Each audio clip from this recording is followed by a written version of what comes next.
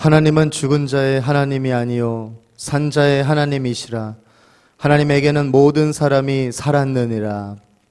이 나라와 민족을 긍휼과 자비를 베푸시어 전쟁과 가난과 기아에서 건져주시고 부요를 주시는 하나님, 이 땅의 성도들이 코로나19의 종식과 눈물로 나라와 민족을 위해 기도하며 예배하게 하시니 감사를 드립니다. 코로나19가 감소되기를 기도해도 더 기승을 부리는 때에 모든 병마의 바이러스까지 온전히 소멸시켜 주시옵소서. 또한 평화를 사랑하게 하시고 더욱더 의롭게 살아가도록 인도하여 주옵소서. 주님의 놀라운 사랑으로 선교의 귀하고 아름다운 사역을 감당하게 하여 주옵소서. 성령의 은혜 바이러스가 온 세상을 치유하고 회복시켜 주시옵소서. 특별히 6.25 전쟁 70주년을 기념하는 예배를 드리는 이 시간, 나라 사랑과 교회 사랑, 가정 사랑이 함께 저희에게 주신 사명인 줄 알고 실천할 능력을 허락하여 주시옵소서. 북녘에 있는 사랑하는 동포들의 아픔을 기억하시고 저들의 영혼과 이 나라 이 민족의 내일을 위해 주님의 은혜를 누리게 하여 주옵소서.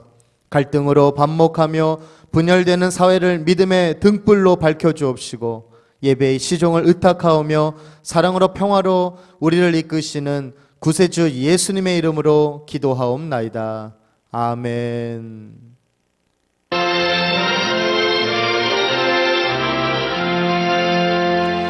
피난처 있으니 환난을 당한 자 이리 오라. 땅들이 변하고 물결이 일어나 산 위에 넘치되 두렵잖네. 이방이 떠들고 나라들 모여서 진동하나 우리 주 목소리 한번 바라시며 천하의 모든 것 막네. 전유주 여호와 우리를 도우니 피난처요. 세상의 난리를 그치게 하시니 세상의 창검이 쓸데없네. 높으신 여호와 우리를 구하니 할렐루야. 괴로움이 심하고 환난이 극하나 피난처 있으니 여호와여. 항상 복되고 기쁜 소식을 들려주시기를 즐겨하시는 하나님, 하나님의 말씀을 통해 예비하신 것을 귀로 듣는 것으로 그치지 아니하고 성령 안에서 보고 체험하게 하시니 감사를 드립니다. 화해의 샘이신 주님, 6.25 전쟁 70주년을 맞아 다시는 전쟁의 아픔을 겪지 않게 하시고 지혜롭게 이웃과 공존하며 사랑과 평화를 전하는 도구로 이 나라, 이 민족을 사용하여 주시옵소서. 남북이 종전을 선언하여 긴장을 완화하고 평화 체제를 구축하게 하시며 이념 대립이 허물어지고 전쟁의 상처가 치유되며 화합과 포용으로 서로에게 한 걸음 다가서게 하여 주옵소서. 특히 북한의 독재와 세습 통치가 멈추게 하시고 민생이 안정되며 생명의 복음이 자유롭게 선포될 날이 속히 오게 하여 주옵소서. 영광의 주님, 주님을 찬양하며 주님의 뜻대로 살아가려는 교회를 굽어보시어 교회가 그리스도의 복음과 영광을 널리 전하며 세상 안에서 평화를 만드는 그리스도의 증인이 되게 하여 주옵소서. 기도하는 자녀들로 세워주옵시고 평화의 도구로 사용하여 주옵소서. 평화의 주님, 세계화 속에서 긴밀히 관계를 맺고 있는 주변 국가들과 교류할 때에도 당당하게 나라와 민족의 주권과 미래를 회복하며 복음의 선교 사명을 감당하게 하옵소서. 사랑이신 주님, 가정 안에서 저마다 책임을 다하고 있는 저희를 돌보아 주옵시고 손가락질 받는 대상에서 존경의 대상이 되도록 은혜를 베풀어 주옵소서. 주님의 지혜를 구하는 순결한 믿음을 주시고 그 지혜를 따르는 순종을 주옵소서. 미국 방문 일정에 계신 담임 목사님과 사모님 그리고 가족들을 축복하여 주옵시고 사랑과 화목이 넘치는 복된 가정이 되게 하여 주옵소서. 안전과 건강을 지켜주옵시고 성령 충만으로 인도하여 주옵소서. 성령께서 예배 가운데 임재하여 주옵시고 은혜를 내려 주옵소서. 오늘도 주신 말씀으로 기쁨과 소망으로 평화를 만드는 하나님의 사람이 되게 하여 주옵소서. 이 모든 말씀 나라와 민족 그리고 교회와 가정에 사랑과 평화로 인도하시는 예수님의 이름으로 감사드리며 기도하옵나이다. 아멘.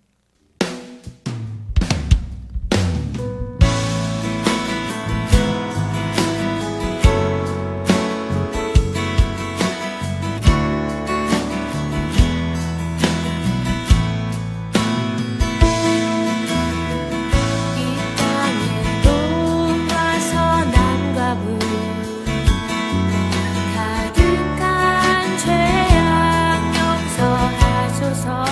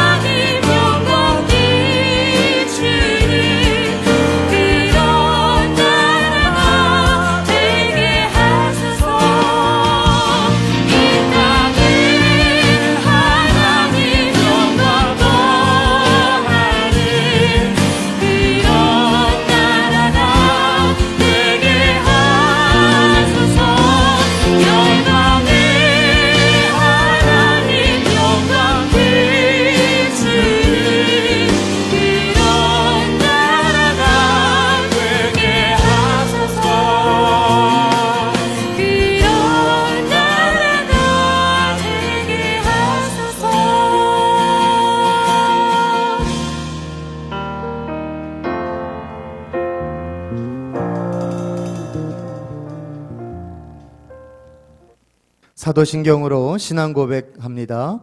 전능하사 천지를 만드신 하나님 아버지를 내가 믿사오며 그 외아들 우리 주 예수 그리스도를 믿사오니 이는 성령으로 잉태하사 동정녀 마리아에게 나시고 본디오 빌라도에게 고난을 받으사 십자가에 못 박혀 죽으시고 장사한 지 사흘 만에 죽은 자 가운데서 다시 살아나시며 하늘에 오르사 전능하신 하나님 우편에 앉아 계시다가 저희로서 산 자와 죽은 자를 심판하러 오시리라. 성령을 믿사오며 거룩한 공회와 성도가 서로 교통하는 것과 죄를 사하여 주시는 것과 몸이 다시 사는 것과 영원히 사는 것을 믿사옵나이다. 아멘. 오늘 우리에게 주시는 하나님의 말씀입니다. 그때에 이리가 어린 양과 함께 거하며 표범이 어린 염소와 함께 누우며 송아지와 어린 사자와 살찐 짐승이 함께 있어 어린아이에게 끌리며 암소와 곰이 함께 먹으며 그것들의 새끼가 함께 엎드리며 사자가 소처럼 풀을 먹을 것이며 젖 먹는 아이가 독사의 구멍에서 장난하며 젖된 어린아이가 독사의 굴에 손을 넣을 것이라. 나의 거룩한 산 모든 곳에서 해됨도 없고 상함도 없을 것이니 이는 물이 바다를 덮음같이 여호와를 아는 지식이 세상에 충만할 것임이니라. 할 수 있거든 너희로서는 모든 사람으로 더불어 평화하라. 할렐루야. 오늘은 2020년 6월 21일 주일입니다. 코로나19로 온라인으로 또 예배드리는 성도님들과 또 주님의 전에서 예배드리는 울산감리교회 모든 성도님들의 영혼과 가정 위에 하나님의 놀라우신 은총이 함께 하시기를 주님의 이름으로 축복합니다. 코로나19가 가져다 준 뉴 노멀이라는 신조어가 있습니다. 노멀은 참 평범한 단어입니다. 신조어가 영어라서 오늘은 영어를 좀 쓰겠습니다. 그런데 지금 이 시대에 이 노멀이 보통의 평범한 이 노멀이 혁명을 일으키며 오히려 뉴 노멀을 만들어 가면서 노멀했던 우리의 삶이 얼마나 중요한 것인지 다시 한번 그 진가를 드러내고 있습니다. 먼저 노멀의 뜻을 알아보면요. 노멀의 뜻은 우리가 또 알다시피 평범하고 또 보통의 라는 뜻이 있습니다. 그리고 옥스퍼드 영한사전을 보니까 또 보통의, 평범한, 그리고 정상적인, 또 평균 이런 뜻이 나옵니다. 노멀은 그냥 보통의 눈에 전혀 띄지 않는 어디서나 발견할 수 있는 특별하지 않은 것이죠. 그렇다면 뉴 노멀의 뜻은 어떤 것일까요? 바로 말 그대로 뉴가 붙어서 새로운 표준이라는 뜻입니다. 이제 과거의 노멀은 현재의 노멀이 아닙니다. 신종 코로나 바이러스 감염증, 즉 코로나19 사태로 이 모든 상황이 바뀌어 버렸습니다. 이제는 새로운 노멀, 이 뉴 노멀에 사람들이 계속해서 적응해 가고 있습니다. 그리고 뉴 노멀에 적응하면 그것이 그냥 우리 삶의 노멀이 되는 것입니다. 뉴 노멀은 새로운 보통이라고 번역할 수 있지만 신조어로 새로운 기준과 또 표준이라는 뜻입니다. 네이버에서 사전으로 검색하면 뉴 노멀은 새로운 보통이라고 번역할 수 있지만 우리의 삶에서 시대 변화에 따라 새롭게 떠오르는 기준이 되고 또 표준을 뜻하는 신조어가 되었습니다. 보통은 사실 노멀이 표준이었는데 이것이 뉴 노멀이 되면서 그 노멀이 이제 뉴 노멀로 보통이 되었다는 것이죠. 이것을 우리의 삶에서 정리하면 대부분의 사람들의 평범한 일상이 흔한 가치가 없는 것이 아니라 지나와 보니까 매우 가치가 있었다는 것을 회상할 수 있습니다. 우리가 특별한 것도 참 좋아했지만 보통의 평범한 것도 지나 보니까 참 좋았었더라는 거예요. 또한 특별한 것과 보통의 것이 대립될 줄 알았는데 오히려 상호 보완적이었다는 것을 우리가 깨닫게 된다는 것입니다. 그리고 현재의 상황에서 내가 지금 누리고 있는 평범한 또 보통의 것들은 매우 소중하고 또 귀중한 것이며 감사한 것이었구나라는 것을 깨닫게 해줍니다. 지구의 모든 사람들의 보통의 삶에 갑자기 코로나19 이 바이러스가 등장하여서 전 세계에 퍼졌습니다. 그것도 순식간에 말이죠. 그리고 세계의 모든 사람들은 그 전에 자연스럽게 행하던 일들을 할 수 없게 되었습니다. 대부분의 나라에서는 아직도 물건을 사러 시장에 갈 수도 없고 또한 학교에도 갈 수가 없고 회사에 일하러 가지 않는 회사들도 생겼습니다. 또 교회에 가서 예배 드리는 것도 못하게 되었습니다. 또 아무리 여유가 있고 돈이 있어도 우리는 지금 외국으로 여행을 갈 수 없게 되었습니다. 사람들은 함께 어울려 놀고 또 함께 일하고 자연스럽게 모여서 물건을 팔고 또 구입했으나 이제는 사회적으로 거리를 둬야만 하는 상황이 되었습니다. 그전까지 우리가 누리고 있었던 것이 언제나 항상 당연한 보통이 아니었다는 사실을 다시 한번 깨닫게 해줍니다. 그전에 했던 모든 보통의 일들이 아주 특별히 보호된 환경 속에서 누릴 수 있었던 축복이었다는 사실을 말이죠. 전도서 3장 13절 우리 함께 읽겠습니다. 사람마다 먹고 마시는 것과 수고함으로 낙을 누리는 것이 하나님의 선물인 줄을 또한 알았도다. 눈에 띄지 않는 평범한 것, 또 일상적인 것, 눈에 띄지 않는 것들이 그냥 보통의 것이 아니라 다 하나님께서 주신 선물이었습니다. 우리가 숨쉬고 또 먹고 마시고 활동하는 모든 것은 평범한 보통 상태이지만 너무나 참 소중한 것들이었습니다. 이럴 때일수록 우리가 신앙의 또 본질도 흔들리지 말고 하나님이 주신 그 은혜의 선물에 감사하며 하루하루 하나님 말씀을 묵상하고 또 하나님께 기도하는 저와 여러분이 되기를 소망합니다. 살아계신 하나님, 어디에서나 함께 하시는 그 하나님, 또한 지혜 주시는 성령께 우리는 날마다 민감하며 하나님과 우리의 관계가 늘 끊어지지 않고 회복되어 우리가 비록 삶에서 죄를 진다 할지라도 우리의 모든 죄를 고백하고 또 회개하여서 진정한 자유를 누리며 나아가야 될 줄로 믿습니다. 그리고 언제나 하나님을 의지하고 하나님께 기도할 때에 뉴 노멀의 시대에서 우리는 반드시 우리가 감당해야 될 새로운 사역과 또 기회의 장이 열려질 줄로 믿습니다. 그렇다면 우리가 이렇게 뉴 노멀에 대해서 정의를 또 찾고 또 알았습니다. 이제는 이 시대가 뉴 노멀의 시대라는 것을 우리가 깨달았습니다. 그럼 뉴 노멀의 시대를 살아가면서 특별히 오늘은 6.25 한국전쟁 70주년을 맞이하는 가운데 하나님 말씀에서 우리가 다시 한번 평화를 다시 이해하고 평화를 만드는 하나님의 사람이 되기 위한 은혜를 나누고자 합니다. 먼저 첫째, 모든 생명을 가진 존재들이 서로 아름답게 공존하는 평화가 되기를 소원합니다. 오늘 본문 말씀 이사야 11장의 말씀을 근거로 하여서 먼저 평화의 특징을 알아보면 우리가 많은 분량이라서 읽진 않았지만 4가지 정도 평화의 특징을 우리가 알 수 있습니다.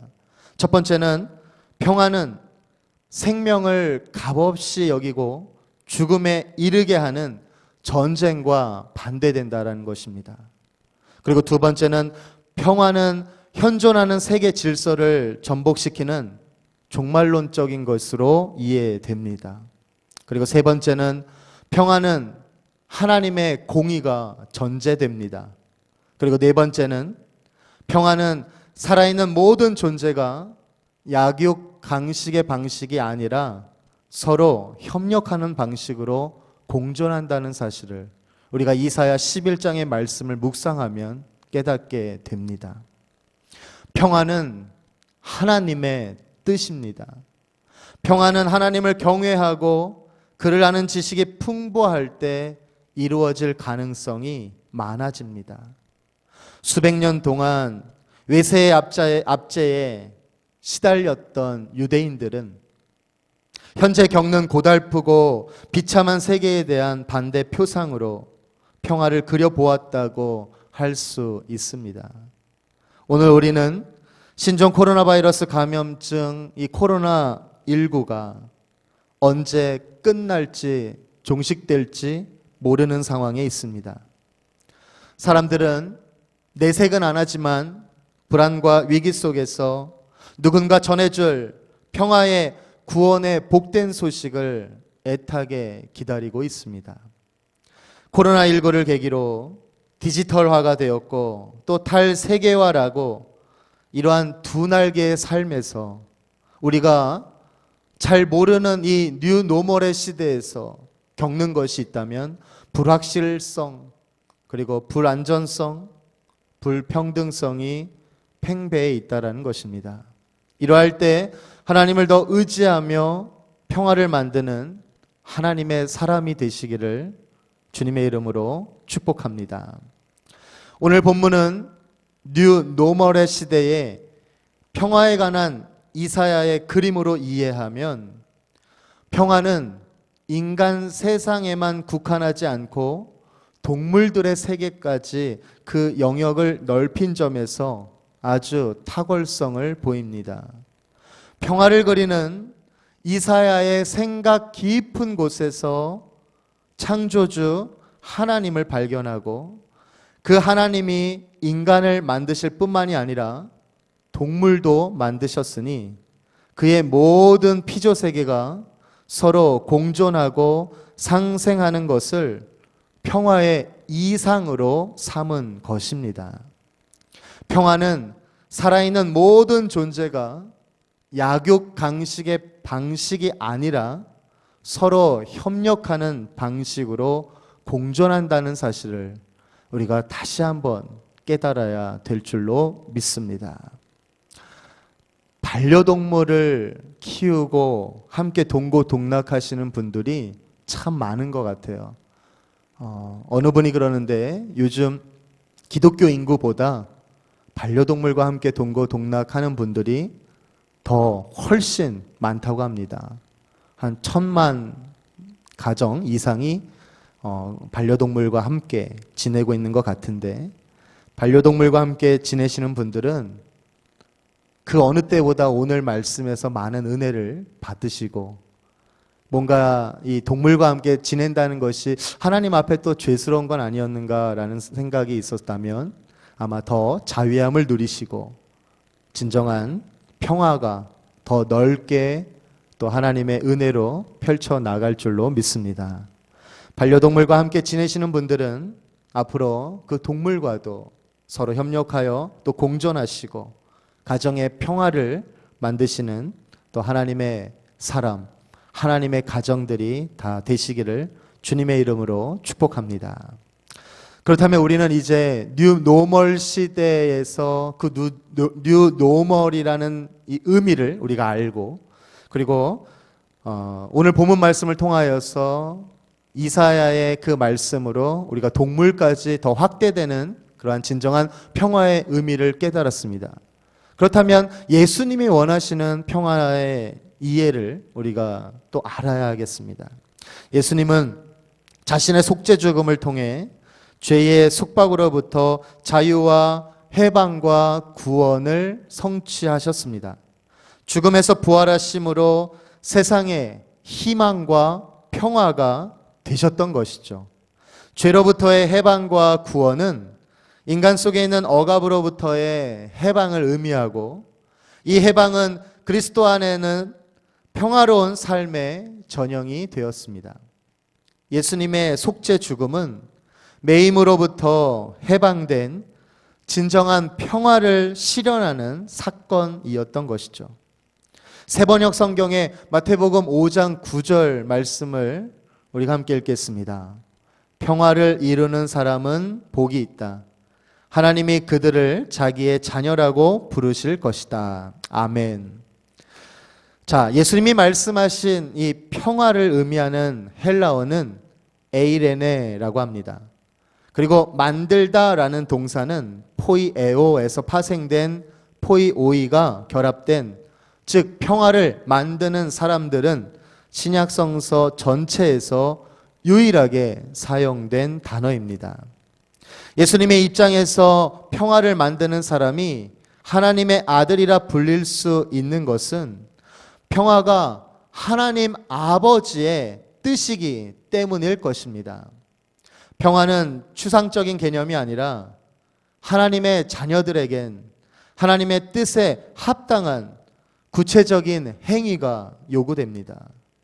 하나님의 자녀라면 평화를 해치는 모든 분쟁과 갈등에 우리는 대항할 의무가 있습니다. 그렇기 때문에 진정한 평화는 가만히 있는 것이 아니라 하나님이 원치 않는 것, 또 분쟁과 갈등이 시작되고자 한다면 우리는 대항할 의무를 가져야 한다는 것이죠. 그리고 평화는 예수님의 치유 사역에서도 우리가 찾을 수 있습니다. 마가복음 5장에 12년 동안 혈루병으로 고생한 여인은 그 병에서 벗어나기 위해 온갖 그 당시에 있는 의사는 다 만나보았지만 치유는 받지 못하고 오히려 그 여인의 모든 재산만 탕진했습니다. 그러나 이제 예수의 옷깃을 만짐으로 그 혈류병 여인은 치유받았습니다. 이때 예수께서 이를 확인하고 두려워 떨고 있는 여인에게 말씀합니다. 마가복음 5장 34절에 예수께서 가라사대 딸아 내 믿음이 너를 구원하였으니 평안히 가라 내 병에서 놓여 건강할지어다. 아멘. 이 말에서 예수님이 평안히 가라는 것은 무엇일까요? 왜 혈류병 여인의 그 아픔과 고통을 치유받은 그 여인에게 평안히 가라 말씀하셨을까요? 바로 하나님의 뜻이기 때문입니다. 평화를 위하여 혹은 평화를 향하여 나아가라는 것입니다. 이 이야기를 통해 우리는 두 가지 사실을 확인할 수 있습니다. 하나는 질병으로 고통을 당할 때에는 우리의 삶에서 평화를 누리기 어렵다는 것입니다. 또 하나는 병자를 치유하는 그 예수님의 활동과 함께 평화는 이미 이루어지고 있다는 것입니다. 대부분의 질병이 가정적 또 사회적 정신적 억압으로 인한 스트레스나 또 영양 부족과 과도한 노동 등에서 온다는 점을 우리가 감안할 때 이러한 모든 것으로부터의 자유가 진정한 평화인 것입니다. 우리의 신음이 그치고 또 고통당하는 자, 억눌린 자가 자유를 되찾을 때 예수님의 평화가 강물처럼 퍼져 나갈 것입니다. 그래서 예수님의 평화는 예수님 안에서 살아가는 성도의 총체적인 삶 속에서 누리는 평화이어야 하겠습니다. 그렇다면 두 번째로 세상의 평화는 어떻게 이해하고 있을까요? 시대적으로 그 평화라는 단어가 제일 먼저 사용된 그 시대적 유래를 알아보겠습니다. 로마서 1장 7절 말씀을 읽으면 로마에 있어 하나님의 사랑하심을 입고 성도로 부르심을 입은 모든 자에게 하나님 우리 아버지와 주 예수 그리스도로 쫓아 은혜와 평강이 있기를 원하노라. 아멘. 기원전 27년에 아우구스투스로 자신을 칭하고 로마의 황제가 된 뒤에 로마의 혼란이 평정되었습니다. 로마 천지에 평화가 정착되었다고 하며 이 시기를 팍스 로마나라는 말로 일컫습니다. 팍스 로마나라는 것은 라틴어입니다. 그리고 팍스는 라틴어로 평화입니다. 그런데 그가 실권을 잡은 뒤에도 로마 사회는 여전히 내란과 평화가 교차되는 양상을 보였습니다. 그만큼 평화가 정착되는 것이 더디고 시일을 요하는 일인 것을 나타냅니다. 세상의 평화를 유지하기 위해 국가 권력은 때때로 힘을 이용합니다. 세상 권력이 만들고자 하는 평화가 항상 나쁘고 악이라고 규정할 수는 없지만, 그렇다고 세상이 추구하는 평화가 항상 선이라고도 말할 수는 없습니다. 예수님의 평화와 세상의 평화, 우리가 이 두 가지를 이해하고 깨달아야 될 것은 이 두 개의 평화는 전혀 무관한 평화가 아니라는 것입니다. 예수님의 평화는 세상의 평화를 이루는 데서 온전한 열매를 맺게 된다는 것이죠. 그렇기 때문에 우리는 어떠한 평화로 나아가야 할까요? 예수님의 평화만 아닙니다. 세상의 평화만 아닙니다. 예수님의 평화와 세상의 평화가 조화로운 평화가 되어질 수 있도록 우리의 하나님께서 주신 그 사명을 감당해야 하겠습니다. 평화를 만드는 하나님의 사람은 교회와 국가의 질서 안에서 화합하고 또 조화될 때에 예수님의 평화는 세상 속에 하나님의 나라를 이루게 됩니다. 그때 세상은 평화로운 세상으로, 평화로운 모습으로 바뀔 것입니다. 코로나19 이후에 찾아온 비대면 중심 사회는 이제 단순히 유행이 아니라 우리의 삶의 양식과 또 사고의 근본적인 변화를 맞게 했습니다. 뉴 노멀의 시대에 평화를 만드는 하나님의 사람은 무엇을 해야 할까요? 우리는 예배의 본질과 영성을 지켜나가며 새로운 도전을 잘 극복해 나가야 하겠습니다. 평화를 만드는 하나님의 사람은 교회다움과 또 세상의 빛과 소금의 역할을 다하는 사회 공동체로서의 역할도 충실하게 수행하는 주체로서 거듭나야 할 것입니다.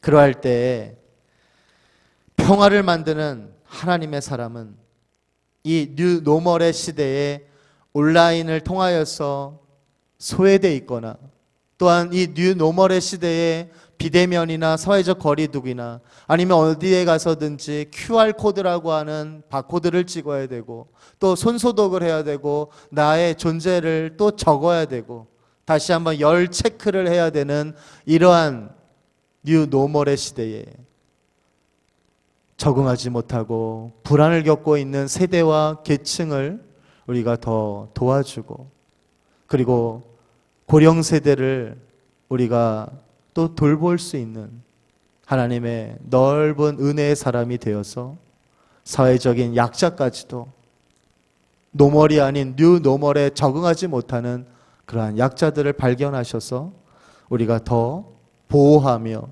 평화를 만드는 하나님의 사람으로 나아가야 될 줄로 믿습니다. 세 번째, 그렇기 때문에 우리 모든 사람으로 더불어 평화로 나아가야 합니다. 로마서 12장 18절에서 21절을 읽겠습니다. 할 수 있거든 너희로서는 모든 사람으로 더불어 평화하라. 내 사랑하는 자들아, 너희가 친히 원수를 갚지 말고 진노하심에 맡기라. 기록되었으되 원수 갚는 것이 내게 있으니 내가 갚으리라고 주께서 말씀하시니라. 내 원수가 줄이거든 먹이고 목마르거든 마시우라. 그리함으로 내가 숯불을 그 머리에 쌓아 놓으리라. 악에게 지지 말고 선으로 악을 이기라. 아멘. 평화를 만드는 하나님의 사람은 원수 갚는 것은 할 일이 아닙니다. 할 수 있거든 모든 사람으로 더불어 우리는 화목을 유지해야 하겠습니다. 항상 서로의 입장에 서서 이해하고 겸손과 온유로 사랑 안에서 온전한 평화를 이루어 가야 하겠습니다. 또한 평화를 만드는 하나님의 사람이 모든 사람으로 더불어 평화를 이루기 위해서는 더욱더 우리가 최선을 다하여서 사랑하는 마음을 가지며 살아야 하겠습니다. 하나님과 사랑의 관계를 유지하여 뉴 노멀의 시대에서 외로움을 겪는 이들의 슬픔을 함께 이겨내며 가깝게 지낼 수 없는 사람들과도 우리가 화목을 유지하며 하나님의 사랑하는 그 마음을 전하는 자들이 되어야 하겠습니다. 사람들이 물리적 이동과 접촉을 하지 못하는 상황에서도 인터넷을 통한 연결성은 어느 때보다 필요성이 커지고 더욱 강해졌습니다. 폭발적으로 화상회의, 즉 영상통화가 증가했고 소셜 네트워크 서비스 SNS를 통해 가족과 친구 그리고 지인과 우리는 연결하며 지내고 있습니다. 이러한 뉴 노멀의 시대에서 평화를 만드는 하나님의 사람은 이 디지털 세계에서도 대화를 하더라도 악성 댓글을 달지 않고 또한 남을 존중하고 배려하는 마음으로 인사를 잘 해야 하겠습니다. 글로 대화하면서 자기 생각과 뜻이 다르다고 해서 다른 이들을 따돌리거나 외면한다면 진정한 평화를 만들 수 없기 때문입니다. 세 번째, 평화를 만드는 하나님의 사람은 할 수만 있다면 존재하는 모든 이들과 함께 더욱 사랑하며 화목하게 살아가야 합니다. 비록 나와 생각과 뜻이 다르고 주어진 환경과 또 나라와 민족 그리고 인종이 다르다 해도 우리는 서로를 존중하며 선한 일을 도모함으로 선한 영향력을 유지해야 하겠습니다. 어제 6월 20일은 세계 난민의 날이었습니다. 전쟁과 자연재해 또 경제적 이유 등으로 발생하는 난민에 대한 각 국가의 장벽이 점점 높아져 가고 있습니다.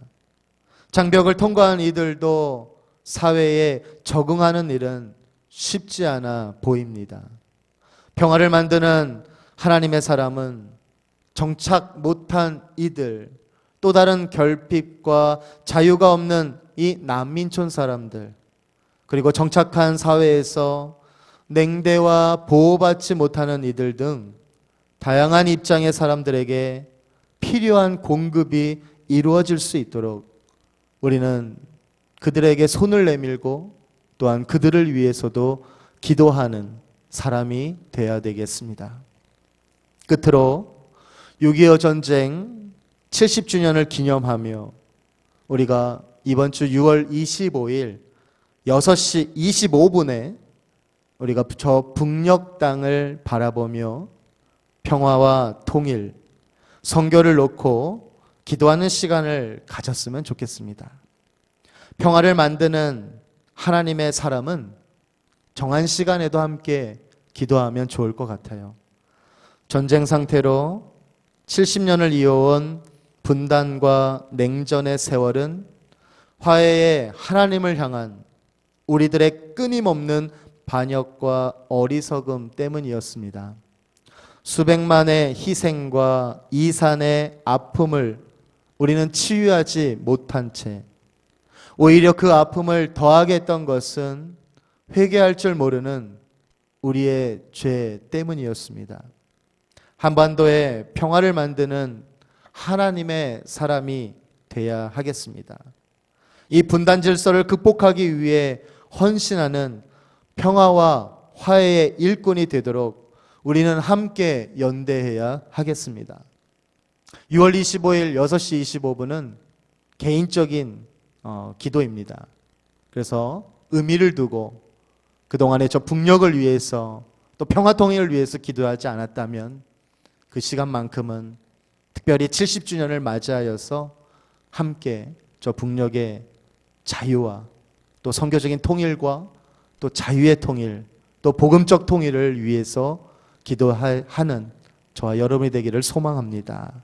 앞으로 우리가 평화를 만들어가는 하나님의 사람이 되어야 되고, 또 평화 통일을 위해서 지금 여러 가지 언론 매체에 보면 저 북녘이 또 여러 가지 요란한 행동을 하고 있는 것 같은데, 이럴 때 흔들리지 마시고 더 하나님을 찾고 또 하나님의 은혜를 공급받아 평화를 만드는 하나님의 사람이 되어서 두려움을 다 십자가 앞에 내려놓으시고 진정한 자유와 하나님께서 우리에게 주신 그 사명, 주님 오실 때까지 우리가 감당해야 될 그 사명을 온전히 감당하시는 저와 여러분이 되시기를 주님의 이름으로 축원드립니다. 우리 다 함께 성 프란치스코의 평화를 위한 기도를 드리고 감리교회 6.25 70주년 영상을 본 후 물이 바다 덮은 가치를 찬양하겠습니다. 주여 나를 평화의 도구로 써 주소서. 미움이 있는 곳에 사랑을, 상처가 있는 곳에 용서를, 분열이 있는 곳에 일치를, 의욕이 있는 곳에 믿음을 심게 하소서. 주여 나를 평화의 도구로 써 주소서. 오류가 있는 곳에 진리를, 절망이 있는 곳에 희망을, 어둠이 있는 곳에 광명을, 슬픔이 있는 곳에 기쁨을 심게 하소서. 위로받기보다는 위로하며, 이해받기보다는 이해하며, 사랑받기보다는 사랑하며 자기를 온전히 줌으로써 영생을 얻기 때문이니 주여 나를 평화의 도구로 써 주소서. 아멘. 1950년에 발발된 6.25 한국전쟁. 온 나라를 뒤흔든 전쟁 중에도 한국 감리의 목회자와 성도들은 피난처마다 교회를 세우고 기도했습니다. 전쟁이 한창이었던 1952년 12월 15일, 부산에서는 빌리 그레이엄 목사를 초청해 대규모 집회를 개최하기도 했습니다. 민족적 위기 앞에 기도만이 살 길이었기 때문입니다. 마침내 1953년 7월 27일, 한국전쟁은 약 300만 명이라는 전사자와 사망자 수를 남겼고 450만 명의 월남 피난민, 20만 명의 전쟁 고아 등 큰 상처를 남긴 채 멈췄습니다. 남한만 해도 500만 명 이상의 빈민이 발생해 당시 인구 약 2천만 명 중 1천만 명이 구호 대상이었습니다. 그때 위로와 희망이 되는 감리교회가 있었습니다. 한국감리교회는 미 감리교회로부터 긴급 구호품을 받아 전국에 나눠주었고 매년 10만 달러 이상을 받아 국민들을 지원했습니다. 기독교 세계봉사회는 감리교회를 중심으로 1951년부터 의료, 곡식, 부식물, 현물 등을 빈민가, 피난민 보호소, 모자원, 고아원, 영아원, 양로원에 지원했습니다. 휴전 후에도 감리교회의 역할은 지속됐습니다.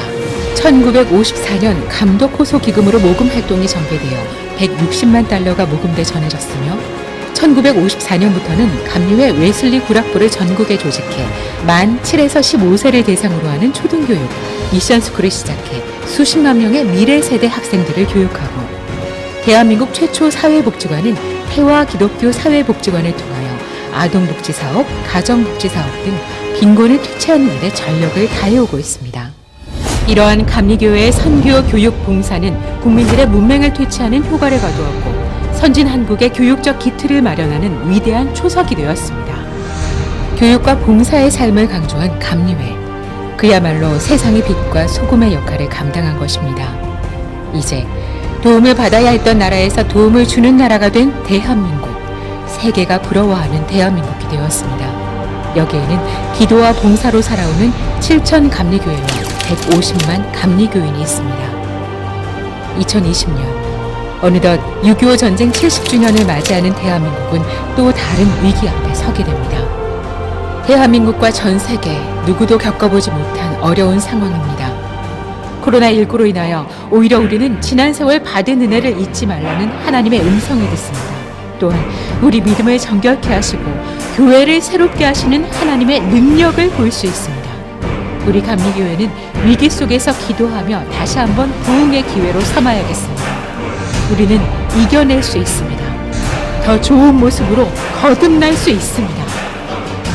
일어나라 대한민국이여, 빛을 발하라 감리교회.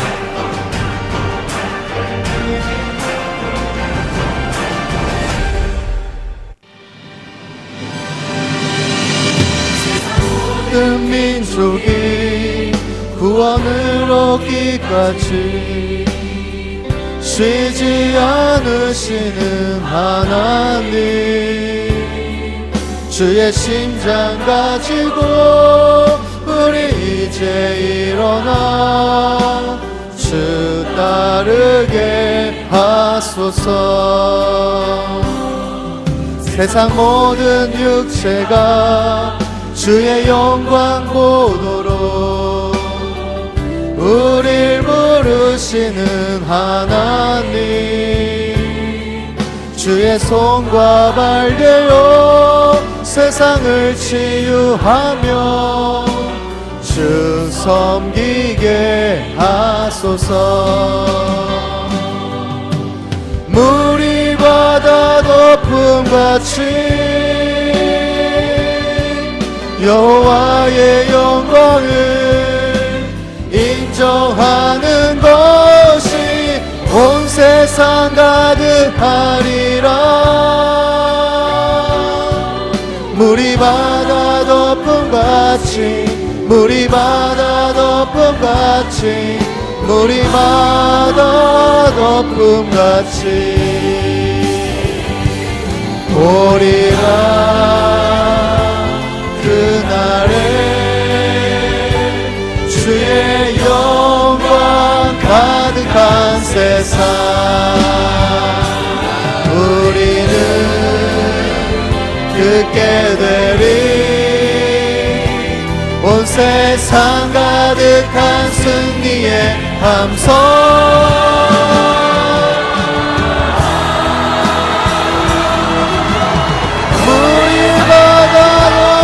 같이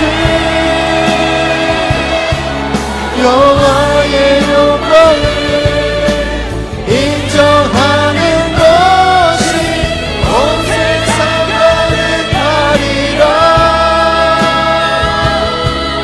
물이 바다 덮음같이, 물이 바다 덮음같이, 물이 바다 덮음같이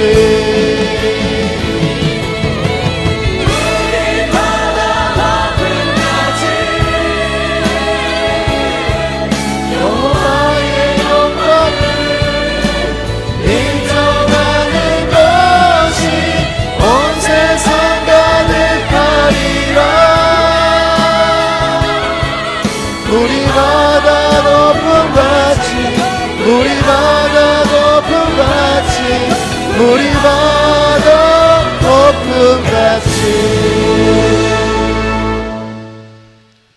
죽음과 멸망의 늪에서 건져주시고 구원의 은혜와 평강으로 살아가게 하시는 하나님, 우리에게 다양한 이웃과 함께 살아가도록 인도하시니 감사를 드립니다. 비록 주어진 배경이 다르고 신분의 차이가 있다고 해도 주님께서 그러하셨듯이 배려하고 존중하며 사랑하여 평화를 만드는 하나님의 사람으로 세워 주옵소서. 어떠한 상황과 환경이 온다 해도 신앙생활 가운데 서로 협력하여 예수 그리스도의 아름다운 향기가 나게 하여 주옵소서.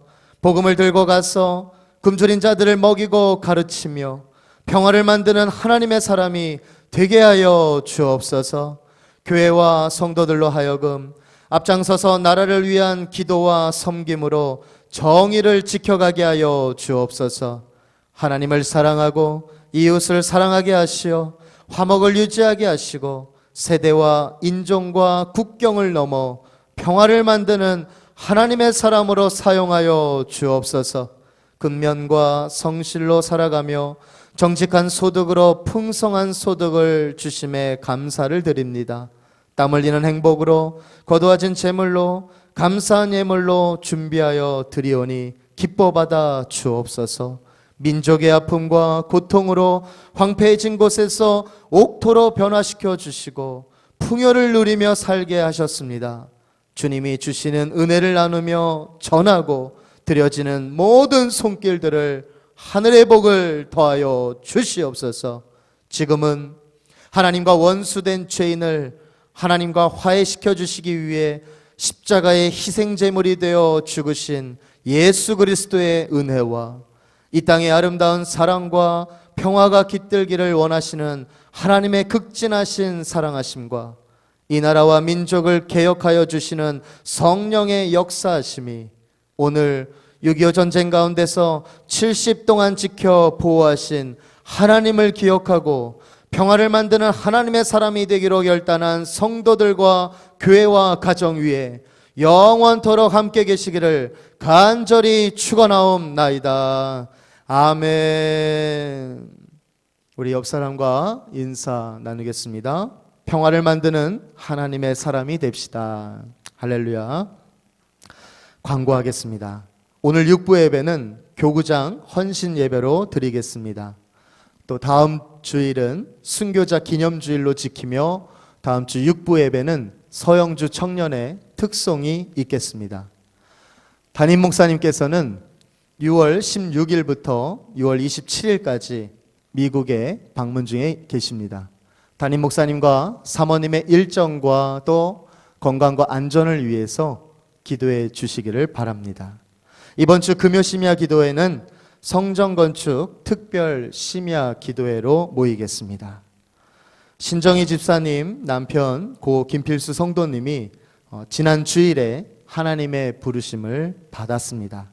장례는 하나님의 은혜로 잘 마쳤습니다.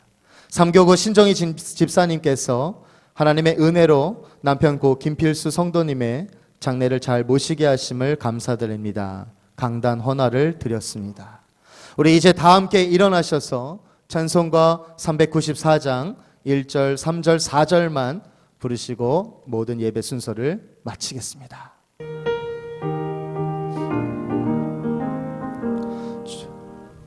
주를 앙모하는 자 올라가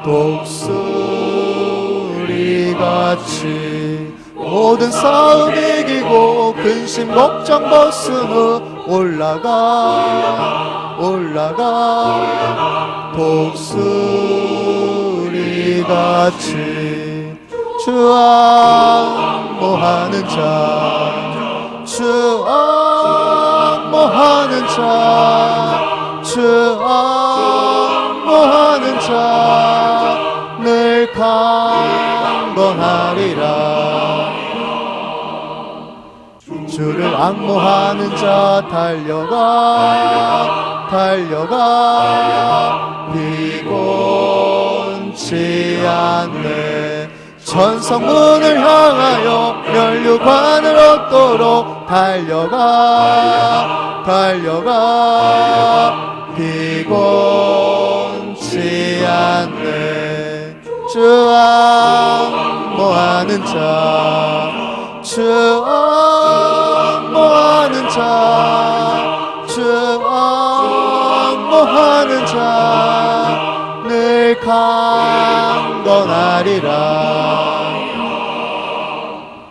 주를 앙모하는 자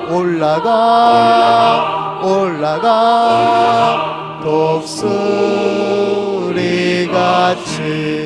은혜 안에 뛰놀며 주의 영광 보리라. 올라가 독수리같이